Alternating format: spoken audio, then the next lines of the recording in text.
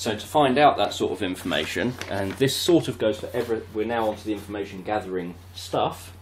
As I said before, I'm covering a lot of this stuff without calling it regard, because information gathering covers gathering lots of different types of information, like in this situation, exceptions.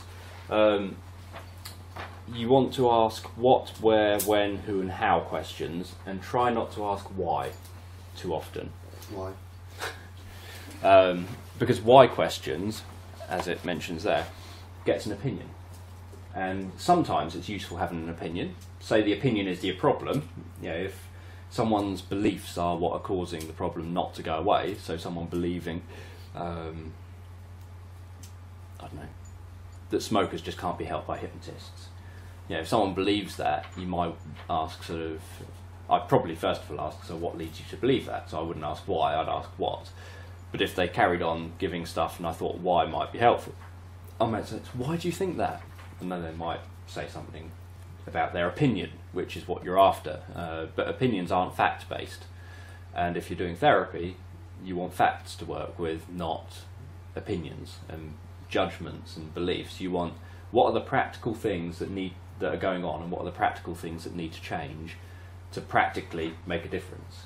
You don't need to know necessarily what all the opinions are. So, you know, so why do you have that problem? They can give any old opinion they like. They could say, you know, well, my mum and dad used to beat me when I was a child, and so I'm stuck with this. Or they could say, well, there's a therapist the other month that told me that all I've ever wanted to do is sleep with my mum, apparently. That's belief. And, you know, you get all these, they're all opinions. They're not, any could be correct and any could be wrong, and you don't know. Whereas if you say, so what sort of thing were going on around the time that this problem started?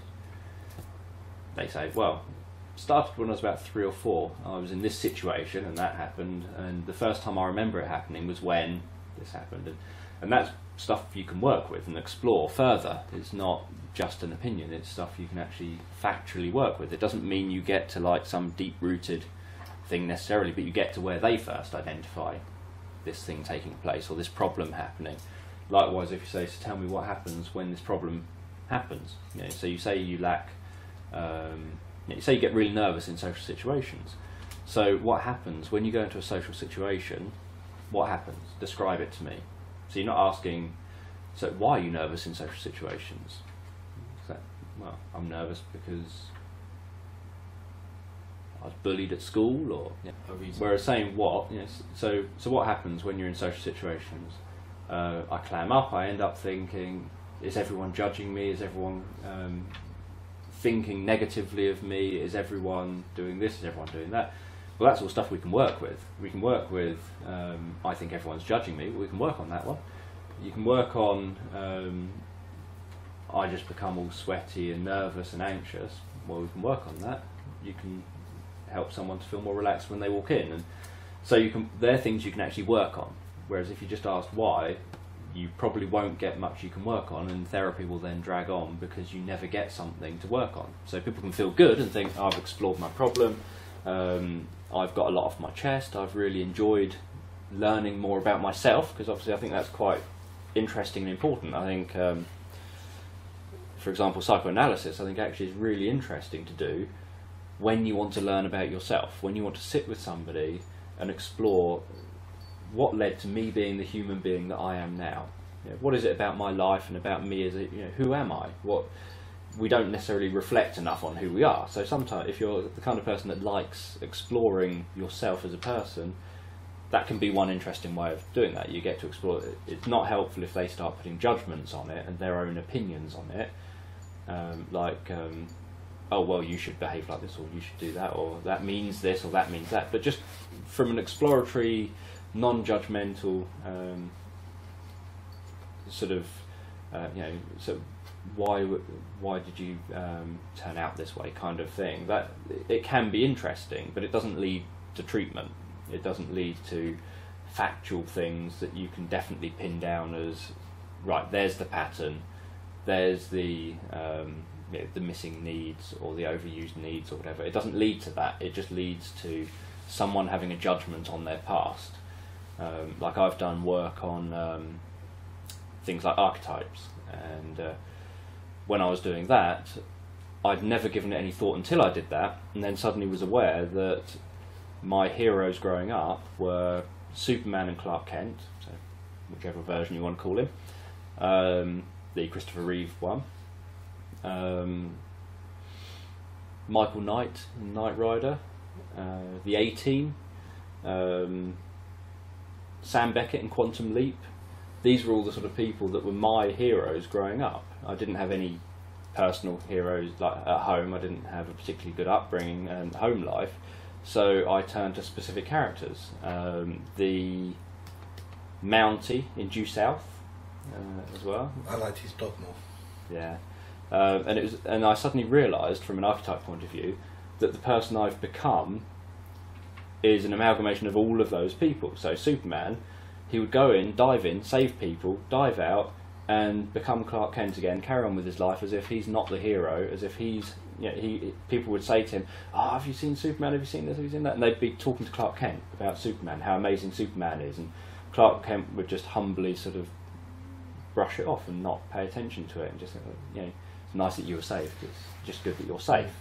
And he wouldn't want to get involved in that. And you know, like the scene in Superman fairly early on where Lois Lane's being a little bit irritating towards the guy trying to mug them, and then and Clark's there saying, "No, no, don't shoot, don't shoot, don't shoot. It's okay. Just give him your bag. It's okay. Don't, you know, he's bulletproof. He's got nothing to fear." But he's still being humble, and there's no point causing a scene here. Be humble. Just let it happen. Let him take the bag. And obviously, then he does fire the gun. And he does quickly grab the bullet and save her and everything. But I suddenly realised I'd become that kind of a character, like the Mountie in Due South, where he would just save people but constantly be stupidly polite and dismissive of himself and say, "Oh, it's just they did it all, really." Or Sam Beckett in Quantum Leap, where he leaps into someone's life, he saves everything in that life and turns things around, then leaps out and they have no memory that he was ever there, and he just carries on with his life. And it wasn't until covering archetypes that I realised that that was the type of person that I'd become, that sort of aspect of me had developed through all of these heroes that I'd chosen to follow into who I then became as who I chose to be as an adult. And so I find that kind of thing really interesting, but at the same time it's not helpful for therapy. It's not going to lead you to the therapeutic answer. All it's going to do is help you to learn something about yourself, gain some insight perhaps about how you've become you, which, as I say, is really interesting, but it's not. In therapy, people are paying you for the therapy. So if I say to somebody, "So what would you like from therapy?" I just want to know why I keep getting angry with my partner. Do you want to know why you get angry, or would you like to stop being angry with your partner? Because they're two completely different things. We can look at why, but that won't lead to knowing how to stop it. That might lead to, you know, you felt trapped all the time when you're a child because, you know, you were bullied, etc., etc. So you've now got this defence where you get angry first. That hasn't helped you get better. That just means now you know why you get angry.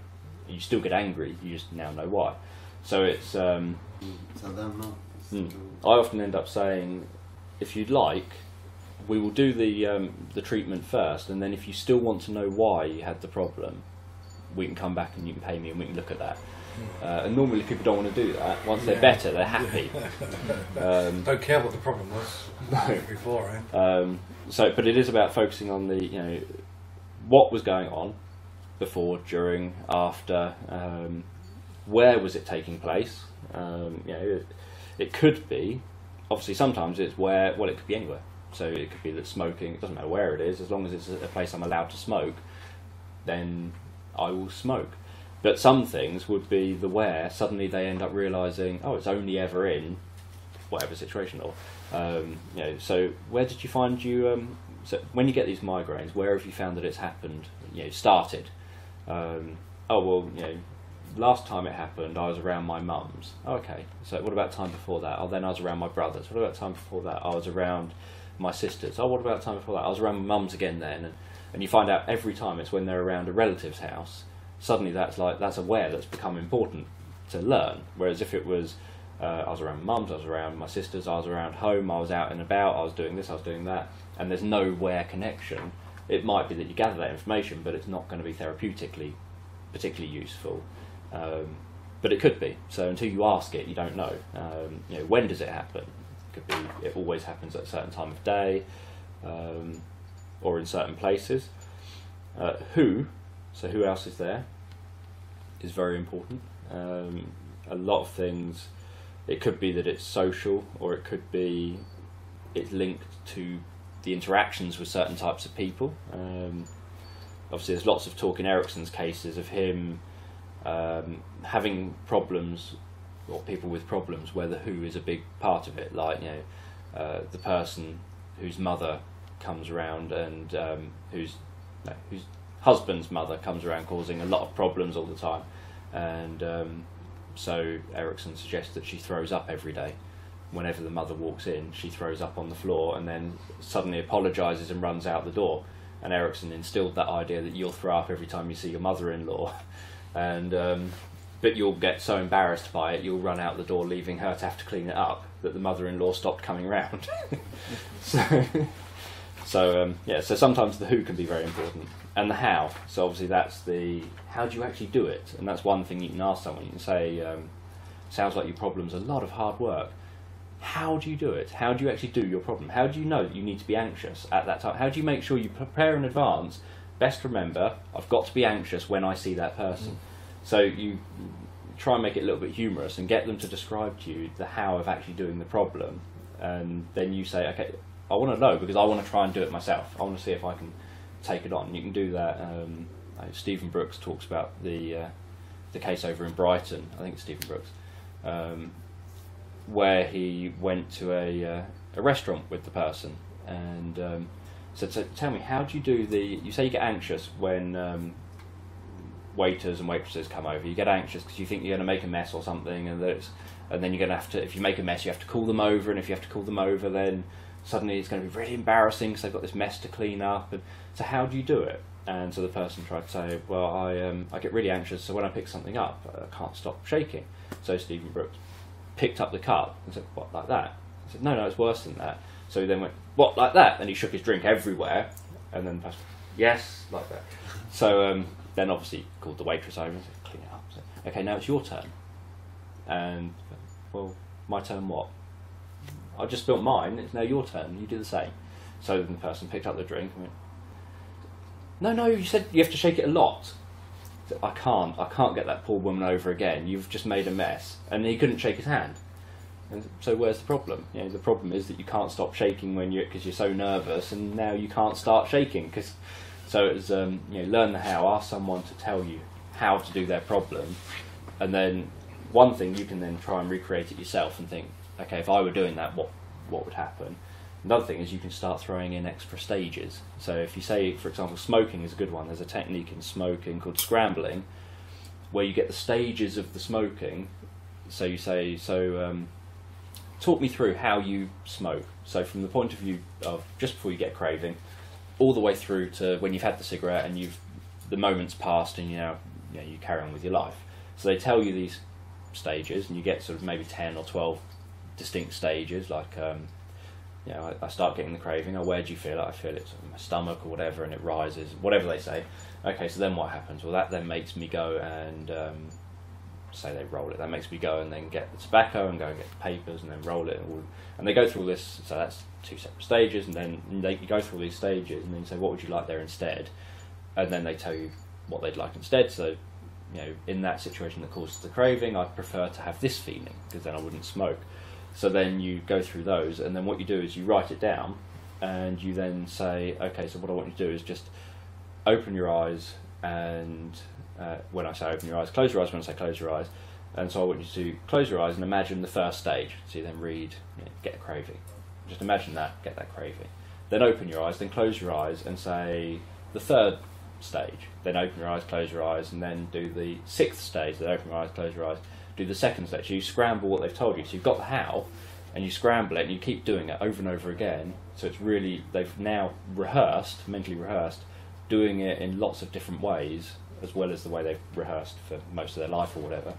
And then you say, now open your eyes, now close your eyes, and then you take them through the good way, the option they'd like. And because that's the only solid route, every other route was scrambled, and that's the only solid route, they then become more likely to follow that solid route and not the old scrambled route.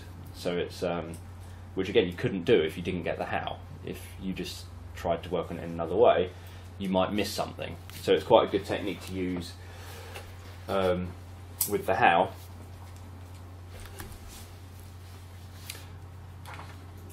But yeah, so we've got obviously all the different exceptions that you can use your skills to look for. And in a minute, we will talk about the miracle question.